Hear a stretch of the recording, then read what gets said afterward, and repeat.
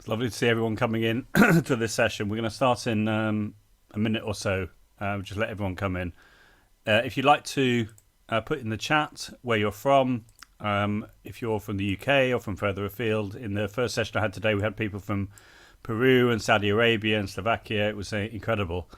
So do let us know. Let me know what languages you teach, if you're primary or secondary or tertiary, and we'll start very soon. I've got my customary glass of water with me here, so we're good to go, and we'll start very soon.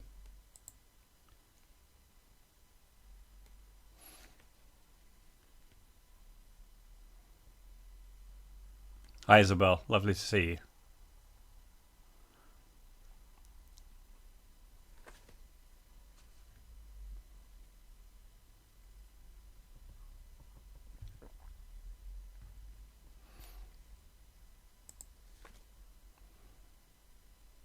Fantastic. So we have people from Germany, we have people from Bedfordshire, we have people from Rochester. That's great. Awesome.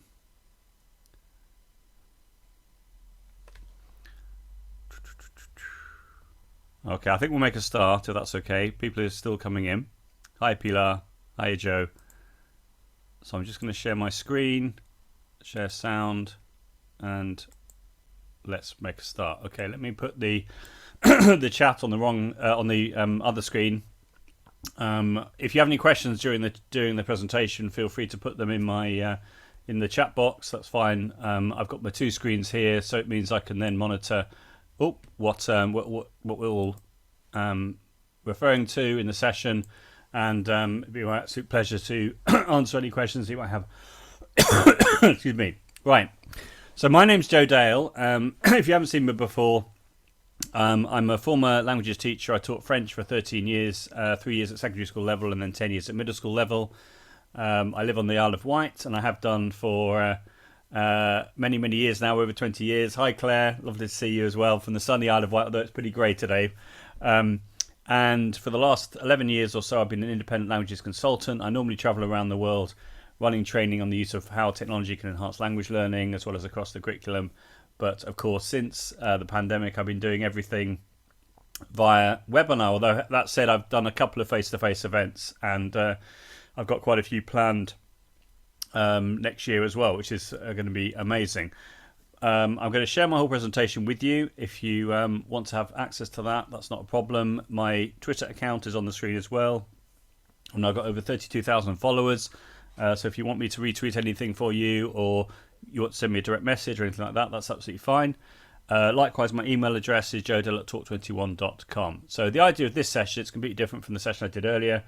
It's all around exploring virtual reality with Google tools and other VR tools. So I've deliberately used the word exploring because what I'm trying to do in this session is to show you pedagogically sound ways of using VR rather than it being seen as a gimmick. So I would love your comments in the chat as well in relation to that. This is what we're going to have a look at. We're going to do quite a lot in the time. So we're going to focus on Google Tools to start off with, but then look at some other ideas as well. So let's make a start because time is pressing. So the first thing we're going to have a look at is Google Arts and Culture. So Google Arts and Culture, it's a free website. It's also an app as well. And what you can do with it, you can basically explore different places, different theatres, different museums, and so on and so forth. So let me just do a search for Van Gogh, and let me scroll down, and I should, there we are, I've got a picture here, the classic bedroom picture that Van Gogh painted in the 19th century, and you'll see here there's a little icon here. If I click on that, a little icon on the right hand side appears, and I can now zoom in.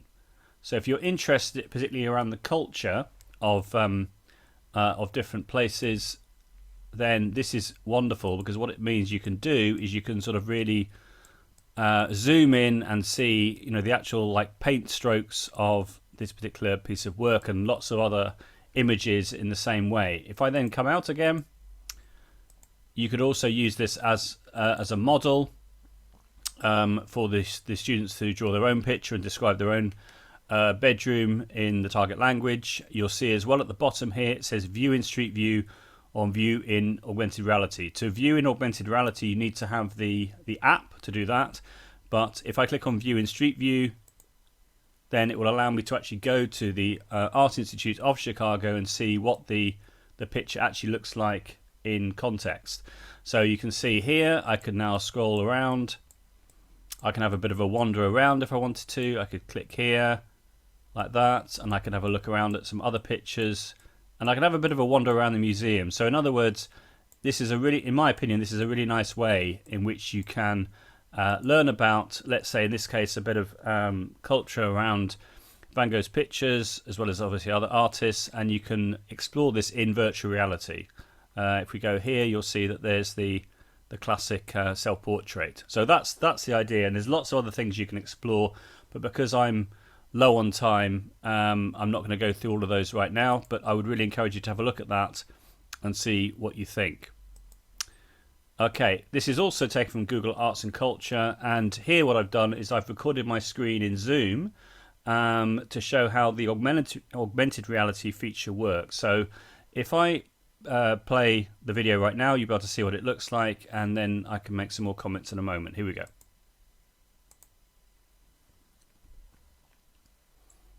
Another cool feature of the Google Arts and Culture website and app is augmented reality. So on this page here we have a portrait by Van Gogh called Self-Portrait with Grey Felt Hat, and if I want to get this onto my iPad, all I have to do is simply scan the QR code which I have here, which is a Chrome extension, launch the camera on my iPad and scan away.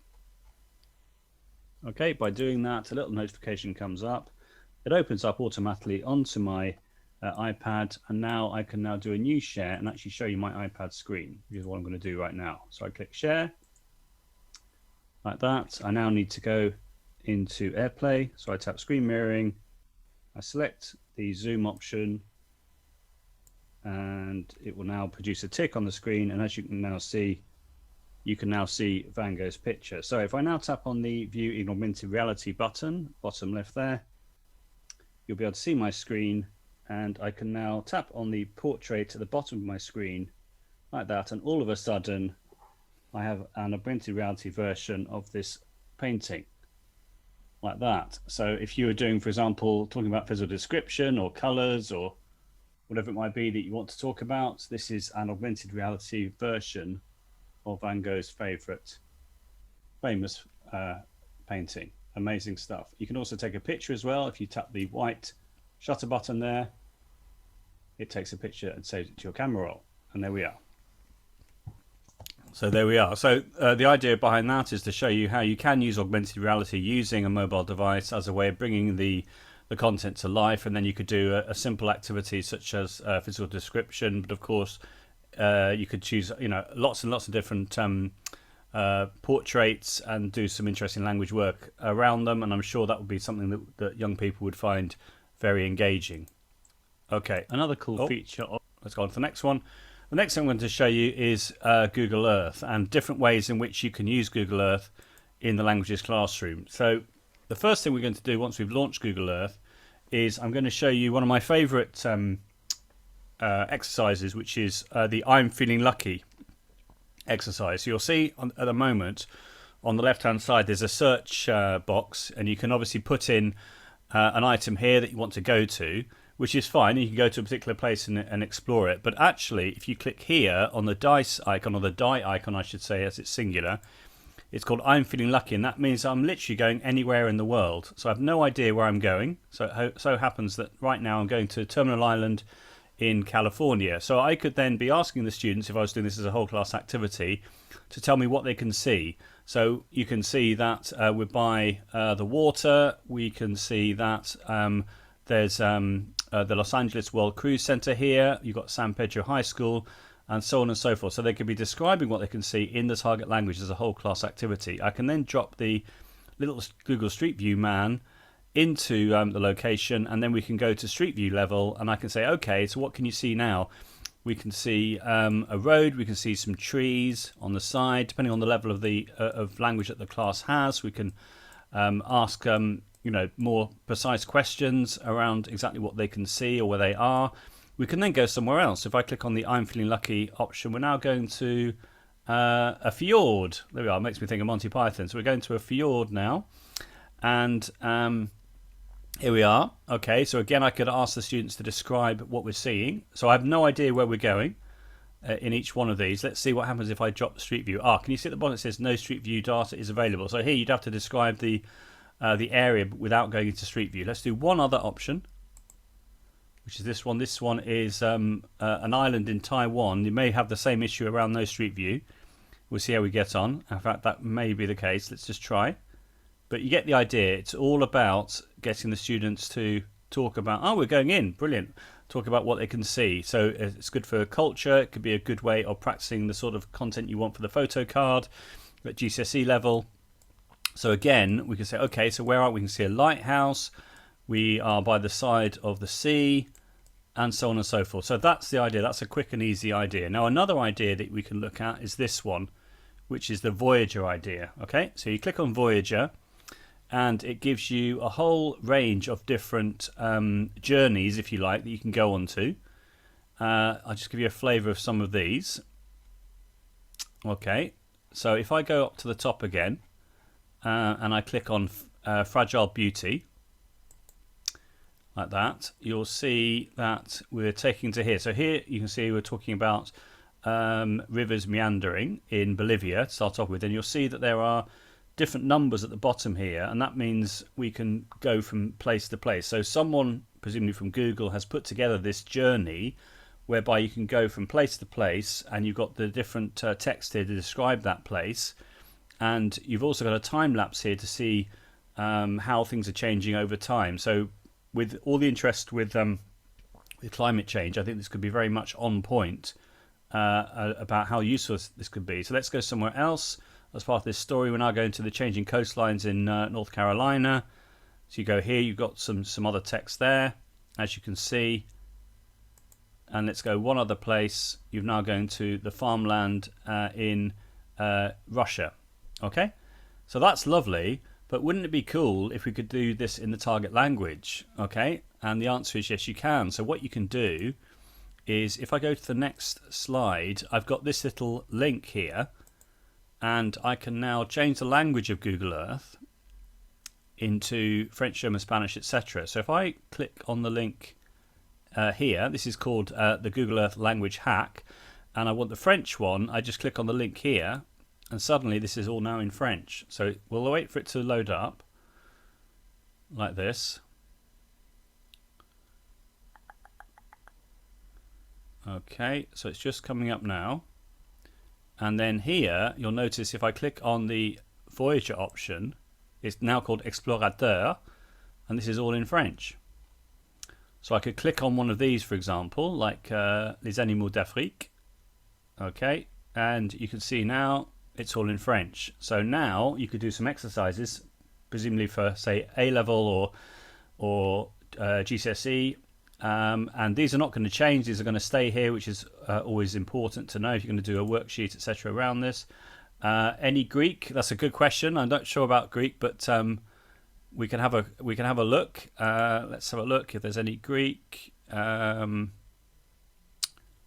Yes, there is Greek, and so it says so some content is in Greek. Yeah, so some Voyager stories. I think it says the search is in Greek. You'll have to look at that in your own time, yeah? Okay, but that's the idea. So I think for students with more language, that could be really, really useful. Now, on the next slide, this is a Google Sheet, or a couple of Google Sheets, which some very kind people have put together, showing the different multilingual versions of some of these journeys. So if I click on this right now, and I actually take you to the spreadsheet, I can give you a flavour of some of the journeys that you can go on. So these are published journeys that people have created. So if I look under French, for example, and I scroll down, I should be able to find the one which I normally use. Here you are. Can you see it says Beatlemania or La Beatlemania? So I should now be able to click on the link and click there. And this is going to go through a journey about what happened during the Beatles' lives, which I'm sure young people would find interesting. But of course, a bit later on, I'm going to show you how you can make your own, or the equivalent. but just to give you a flavour of how this works. So the first place we're going to is Liverpool. We're going to the Cavern Club, or Le Cavern Club, and you can see you've got some text here in French, and we're going into Google Street View, which means we can now see in Street View what it looks like. So we could say, okay, so what's this person doing? Where's he just been? Where's he going to? How's he feeling? What are these two people thinking? What sort of things are they saying to each other in the target language, etc., etc. Let's click on the arrow. Let's go somewhere else. Okay, so now we're going to Penny Lane in Liverpool. Obviously, I'm not going to go through all of these, but you get the idea, hopefully. And now in Street View, I can now click here, and I can now zoom in. If I move the little man there, I can zoom in, and I can actually see the Penny Lane sign, which is, if I go round, I think it's around here. Yes, it is. So if I just move ahead a little bit,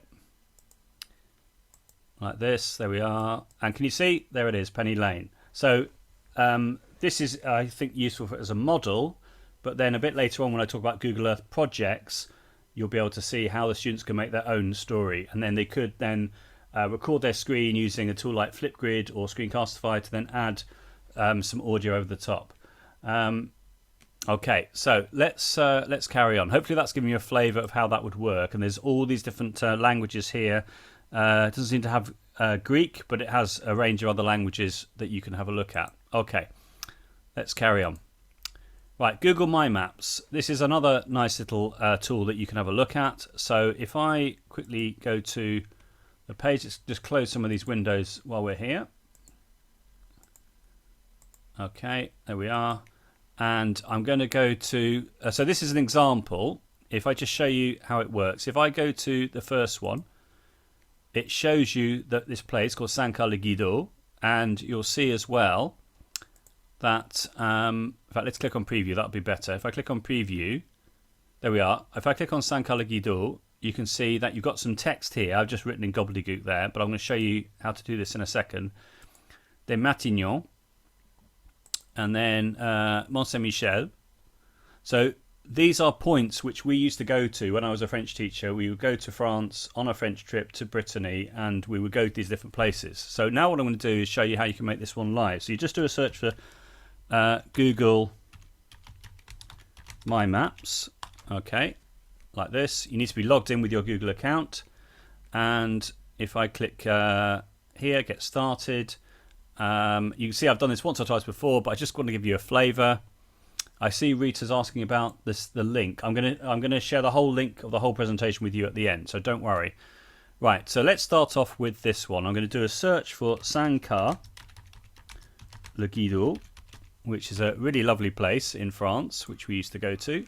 And here it is, and you'll see here there's a little pin. So I click on that, and I then click where the place is I want to go. So it's called point 1, so I'm going to rename it Saint-Carles-le-Guido. Okay, and then here I can write in a description in the target language. But right now I'm just going to write this. Okay, I can also click the picture option or the video option, and I can click on Google Image Search like this. So I could upload my own picture. I've actually been there, and I've want to share some of my photos from there. But for right now, I'm just going to write Saint-Carles-le-Guido and click search. And then there we are. I've got some pictures. Let's choose this one and click select. And it's now going straight in. So you can see how you can do a little bit of storytelling with the students describing different places around a certain area. It could be in France, Germany, Spain, wherever. The local area. A really, really nice way of being able to pull together something which is real, but using it in a pedagogically sound way. Now, if I had more time, I'd go through and add all the other layers, but you get the idea, hopefully, on how that would work. You just click save, and you just carry on adding other points to the map. Okay, let's go back to here, and let's go on to the next slide. Okay, so here are some ideas on how you could use Google My Maps in different lessons. So you can see, for example, in an English class, students can map Homer's Odyssey and then add thoughts, evidence from the text, justification for whether or not the places that they mark are accurate. So if you're doing, say, literature with the older students, why not mark on the map the different places which appear in the story? Or the second one, which is particularly on message, students studying a foreign language can create virtual tours of foreign countries and cities. They can add a description in the target language on each pinned location, which is literally what I've just done. I see Marjorie saying that Sankar is her favourite beach. That's fantastic. And you live near Dinan. Well, I love that area of the world. Fantastic. So those are a few more ideas. Now this is a slide around Heidi Trude. Heidi is the president-elect of FLAVA, which is the Virginia-wide state language association. FLAVA, F-L-A-V-A. Their Twitter account is FLAVA Web, and I was lucky enough to speak at this year's conference as well as the autumn conference as well as the spring conference. And they're a lovely group of people. And Heidi took part 2 years ago in this App Smash Madness competition, which Flipgrid set up. And she won the whole thing, the whole global competition. So what she did was she created her mind map. She recorded the screen using Screencastify, and then she uploaded the video onto Flipgrid, which I just thought was fabulous. You wouldn't actually need to use the Screencastify element now because you can record your screen in Flipgrid directly. So that's really, really cool. If I had more time, I'd play you the video, but when I share the presentation with you, you can have a look at what she did. And then likewise here, this is another teacher. This is an English teacher who did essentially the same thing, whose name is Melanie Zolnier. And she, as you can see here, she got her students to choose different parts, in this case of Paris. She then got them to record their screen and shared that with a partner school. So what a great way of promoting collaboration using authentic places, which is going to be absolutely wonderful, I think. So those are a few ideas around Google My Maps. Okay, the next one we're going to look at is a website called Air Pano. If I click on this link right now, it will take me here. This is a tool which supports 360 photos and 360 videos. So if I were to put in a search for Mont Saint-Michel, let's see what happens when I do that. Let's have a quick look. Right, okay, so now let's see. Now it seems it did this the other day. I was hoping it's going to work this time. That the Mont Saint-Michel one, which was there, has been taken down, which is a bit disappointing, but never mind. It's fine. It's all good. So what we're going to do now instead is choose somewhere else. So we're going to go to, let's have a look. Let's go here, French Polynesia. So I click on here, and if I click here like that, and what should happen in a moment, here we are. We've now got a 360 photo of this particular place. And can you hear that background sound as well? So it feels like you're being immersed here. We'll just mute that, otherwise it can get distracting. So you could do some questions a little bit like the Google Earth idea about what the children can see, and then here, if we click here, we can then get other views of the same place, which I think is really, really nice. So if you were doing, let's say, the weather or describing an ideal holiday, and you can zoom in and so on and so forth. So that's the idea there. And then there's also 360 video. So if you click here, you can do really cool things like go underwater. Let's have a look at the underwater one. Here we are. Sharks feeding in the Bahamas. So this is a 360 video, and you can literally scroll around the video while you're Shark here. You'll feeding see. the Bahamas. So let's mute it. We'll mute it, and then you can see there's the shark, and then we can move all around. And that's the 360 video. So again, you could use this as a prompt for language practice. You'll see later on when I show you how you can make a 360 interactive adventure using ThingLink that the presenter actually uses this video or a similar video in her presentation, which is really cool. So that's another idea using what's called Air Pano. Okay, let's carry on. Okay, now here, this is a Tilt webinar. So if you don't know about the Tilt webinars, myself and Helen Myers, who is the chair of the London branch of ALL, we decided back at the start of the pandemic to put together a series of webinars which we decided to call TILT, which stands for Technology and Language Teaching, and we've done over 140 webinars. This one is from Jimena Lisitra, who is a language teacher from Madrid, and she has done a couple of webinars for us, but this one she showed us 4 different tools, and the last one is looking at Google Earth projects. So there used to be a tool called Google Tour Creator, which in their wisdom Google decided to get rid of in June of this year. And so the alternative now is to use what's called Google Earth projects. So you'd have seen in Google Earth on the left hand side there's a little project icon which you use to start your project. Whenever you search for somewhere, it'll give the option to add to project. So you click add to project, and then you can have a number of different places all together, which you can then jump from place to place, like the voyages I was showing you earlier, but these are things that you can make yourself. And then what Jimena does is she gets them to record their screen. She does this with Year 9. In the example in the video, they're describing a town in Germany, and they are recording their screen using, I think, Screencastify, and then they're able to save the videos and share them all together in the same place. So again, a really nice way of bringing the language to life, using culture as a way of promoting the language in context, and getting them to practice their writing and their speaking. So they can write about each place, as I showed you in Google My Maps, and they can record the screen as well. So it's like a more of a VR way of doing what I was showing you with Google My Maps. So do check out that video as well, and all the other Tilt webinars which are on my YouTube channel. Okay, got loads of time. We've still got 20 minutes. That's brilliant. Okay, so now I'm going to show you Windows Swap. So if I click on Windows Swap, the link, it'd be nice to know in the chat if anyone's seen this one. This has been around, I think, more or less at the start of the pandemic, maybe a bit longer than that. But here it says open a new window somewhere in the world. So if I click on here, what it does is it then, there we are, can you see? It's now taken us to a window somewhere in the world. And you'll notice that if I go top right, this is completely random as well. It so happens we've gone to Paris, France, okay?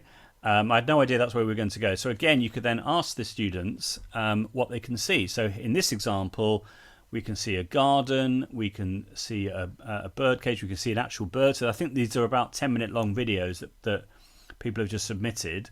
You can see the tree with the lovely reddish leaves and the green leaves and so on and so forth. And then what you can do is you can hover in the bottom in the middle there, and it says open a new window somewhere else in the world.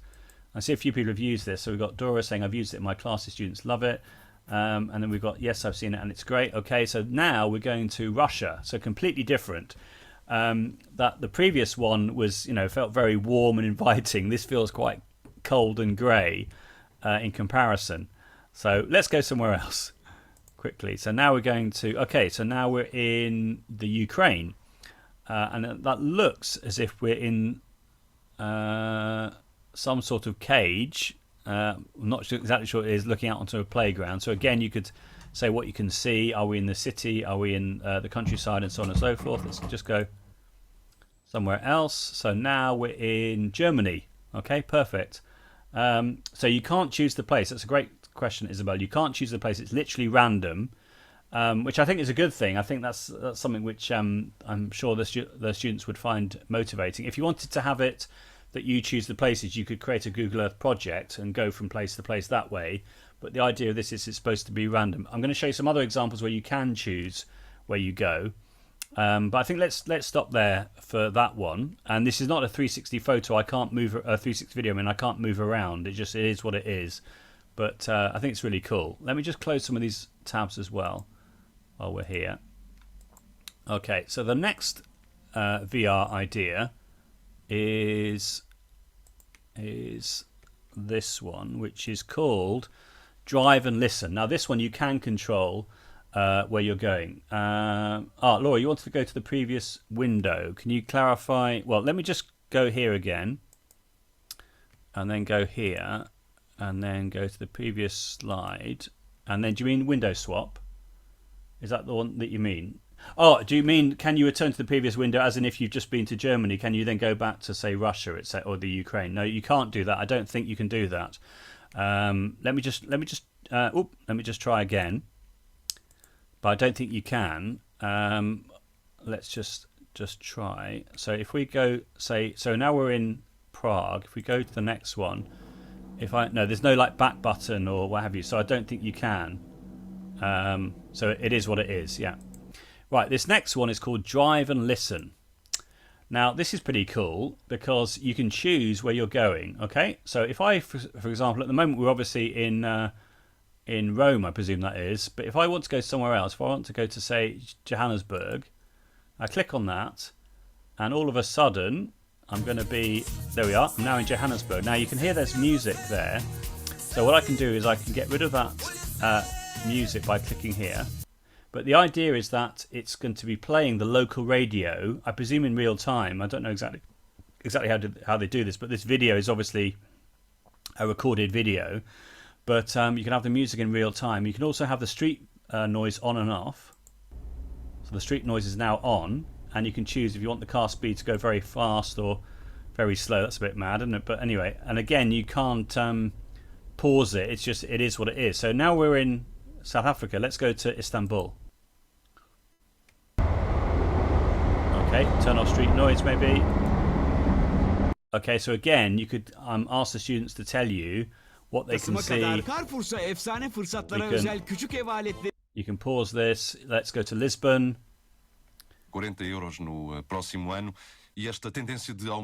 Okay, and again, you can see what it's like going around Lisbon. So it feels like you're in a taxi and you're moving around different cities, which is very cool, I think. So that's the idea of using virtual reality in that way. It's called Drive and Listen, and it's completely free. Okay, let's go to the next one. This one's called City Walks. Okay, so I click on City Walks like this, and this one's again a similar type of activity. You can have day or night. If I click here, I can have a nighttime scene in this place, or I can go back to the daytime. I can choose city sounds if I want to, and again I can go to different places. So this time let's go to South Korea. And you've also got these quick facts on the left hand side there, which I think can only be put in English. Let's just get rid of the... So again, my suggestion is that you would use this as a whole class activity, getting the students to describe what they can see in the target language. That's interesting. Not letting me get rid of that quick fact. That's fine. Okay, and then here, if I click on cities during COVID, let's see. Oh, maybe that's suggesting it is cities. Let's try Aberdeen in Scotland. Let's see what that's like. That's your hometown. That's lovely. Okay, so here we are. Now we're out in Aberdeen in Scotland. And again, you can say, okay, what's the weather like? What can you see? I can see snow. I can see cars. I can see, you know. And you're looking at things like signposts and all the rest of it. So it's pretty cool. So that one's called City Walks. Okay, the next one is probably my favourite of all of these, which is called City Guesser. Okay, so if I click on this one like this, what you can do is you can choose from these different ideas. So you've got, let's have a look. If I click see all maps, okay, you've got capital cities. This is a good one. So you know that the place we're going to go to is a capital city. Right, I can mute the audio like that. And who'd like to put in the chat where you think we are? This is a capital city somewhere in the world. Who'd like to have a guess? Anyone at all? Istanbul. Okay, so some people think it's Istanbul. Anyone else? Ankara. Okay, so you think it's in Turkey? Yeah, of course, it's Ankara is the capital. Yeah, absolutely. Okay, so let's click start guessing. You see at the bottom it says start guessing. And then what you have to do is you have to click where it is that you want to suggest that it is. So I'm going to click here, and I'm going to click guess. And there we are. So it's actually, yeah, right. It is actually Istanbul. Okay, yeah, Ankara is the capital. Yeah, okay, strange. So I've obviously pinned here, but it's suggesting it's Istanbul, which is not the capital. It's Ankara. Never mind. But you get the idea. So it's actually a mistake, which is great to do that live in front of everyone, but that's fine. So that's pretty good. 500 miles out is pretty good. Let's do another one. This is great fun. Right, who'd like to guess where we are now? Anyone in the chat? Brussels, yeah. Okay, so Simone thinks it's okay. You think it's Brussels? Let's have a guess. But it's quite difficult. And let's just zoom in a little bit. There we are. There we are. So let's. There we are. Let's try that and click guess. And 7 miles out. Brilliant. Okay. We'll do one more. Okay. So essentially what the students are doing is they're looking at different landmarks and signs and maybe shop fronts to try and work out where it is they're going. This one's going to be more difficult, I think. As soon as you want to make a guess, just put it in the chat.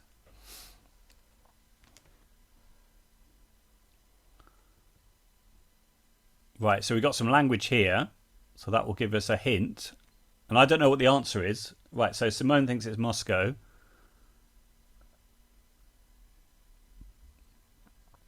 Should we go for Moscow? I'm not exactly sure what that is on the map. Let's have a go. Start guessing. So, I should obviously know where Moscow is on the map, but there it is. Phew. Right, let's try that one. Let's see if this is right. Okay, so it's actually over 1,000 miles out. It's actually in Azerbaijan. So you can see that some of them are, not as easy as other ones, but I think it's a really nice activity to promote critical thinking, problem solving, and so on and so forth. So that's the idea. That's City Guesser. Okay, so let's just close that now, and then if I go on to the next one, right? The next one is ThingLink. So ThingLink is a really cool tool which allows you to do a number of things, but you can, for example, find 360 photos on ThingLink, and you can upload your own as well. If I click here, for example, you can see this is a waterfall in New Zealand, and let's just get rid of that. That's fine. And I can basically look around. If I have goggles as well, VR goggles, I can feel even more immersed. So again, you could ask the students to describe the picture, and they can move around in the 360 picture as if they're actually there, which is really cool. So this is not a video, this is just an image, which is fantastic, I think. So that's how that works. And then, as I mentioned, also with ThingLink, you can do the following. You can make a 360 interactive adventure. So this is a Tilt webinar that we did recently with the amazing Michelle Worgan, who is a former ELT teacher, now an author who lives in Spain. And she goes through how to use ThingLink as a way of making your own interactive adventure. Essentially what she does is she makes lots of different ThingLinks for different places, and she can embed content into those places, such as images, 360 video, an example of which I showed you earlier about the sharks underwater, and then she links the ThingLinks together so that you can essentially move through the different scenes as if you're going on a 360 interactive adventure. She runs it as a whole class activity, but she also runs it for small groups as well. One thing that she said was it's best not to have everyone using the site at the same time, because it can use a lot of bandwidth if that's an issue in your location. But I'd really encourage you to have a look at that. It was a fantastic webinar that she did for us quite recently. Okay, we haven't got lots of time left, so let's look at a few other ideas. There was a big sort of craze amongst the MFL Twitterati at the start of the pandemic around Bitmoji virtual adventures. So this is Leanne Adderley, who created this fantastic example. You can access it via the TS link at the bottom there. So because she wasn't able to take her students to Germany, she decided to do this like virtual adventure using Google Slides, I think, using Bitmojis, using royalty-free images. And then she added various nodal points or links on each slide, so the students could basically navigate their way through the slides and find out about what it was like to actually visit these two separate cities in Germany. They were able to get virtual passports, they were able to listen to audio, they were able to watch videos of the different places. And because of the fact it's obviously not very easy. Well, it's easier now than it was to travel. What a great idea to be able to promote virtual reality in this way, in my opinion. So that's how that works, and you can download her pack there for free on the on her TES shop. And then just to sort of finish off with, this is one which I also think is really cool, which is a website called Pano Form, which I don't know if anyone's heard of. I heard about this a couple of years ago when I was up in Scotland.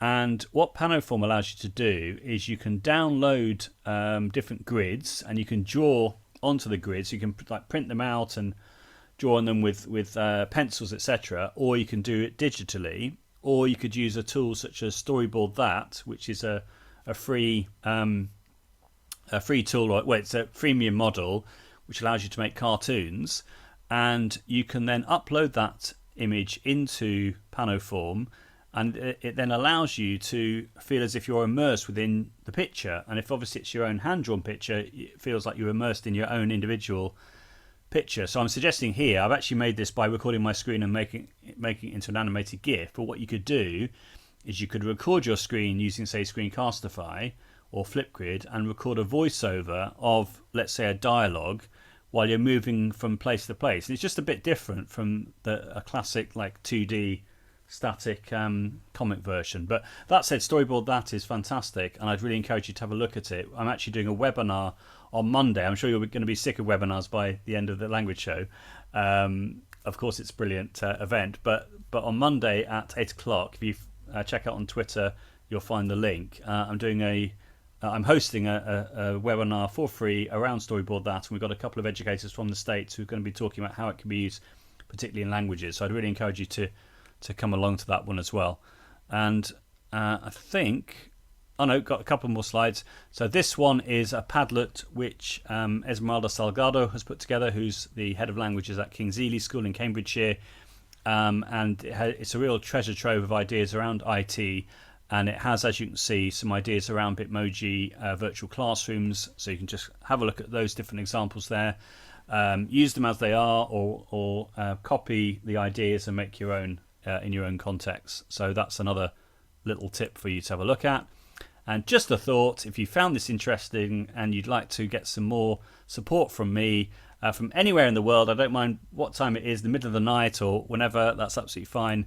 Let me know. Here are 18 example sessions which I've put together based on the needs of language teachers from around the world. I know it says teaching languages remotely, but these ideas could be used in a remote context, in a hybrid context, or in a face-to-face context. And I would love to design a bespoke session or sessions for your department or for your district or for your language association, whatever you'd like. Please do pass on this to other people, and pass on my presentation as well if you'd like to. I'm talking my presentation. Here it is, which I'll put in the chat for you right now. So it's is.gd/languages language show, should I say, 1S, language show VR, and I need to put the HTTPS at the beginning, otherwise it doesn't become a live link. Like that. That should work now. So if you click on that link, it should give you access to the presentation. I can see that I've got one question in the Q&A. What app for augmented reality do you recommend? Right, okay, so there's a few apps out there for augmented reality. The one I was showing you there is the Google Arts and Culture one for augmented reality. There's another one called Halo AR, which is a little bit like the old Aurasma, which for those people that have been doing this for a while know that that doesn't exist anymore. So I think it's HALO AR, but yeah, I would there's a hashtag AR VR in edu ideas, I think it is, and there's a anyway, yeah, just have a look on Twitter. You'll be able to find, or ask me the question on Twitter, you'll be able to find some other ideas there. So thank you ever so much. If you have any other questions, feel free to write them in the chat. I'm going to stop sharing my screen right now, and lovely to see some familiar faces as well. Do bear me in mind for insets and keynotes and what have you. And I'm going to be here for the rest of the 2 days. At 5 o'clock, if you fancy doing a bit of show and tell, I'm going to be working with Helen Myers, and we're still looking for some speakers. If you fancy doing a 5-minute presentation, sharing some good practice, or a website or what have you, then feel free to sign up. There's a Google form going around on my Twitter and Helen's Twitter as well, we'd love to see you there. So that'll be at 5 o'clock in 3 hours' time. But I'm going to watch some other presentations. And I can relax now because I've done my two main ones. I just have to be the tech support in the background for the show and tell. So thank you so much for all your lovely comments. And I'm going to hit the leave button now. And take care and enjoy the rest of the language show. Bye for now. Bye-bye.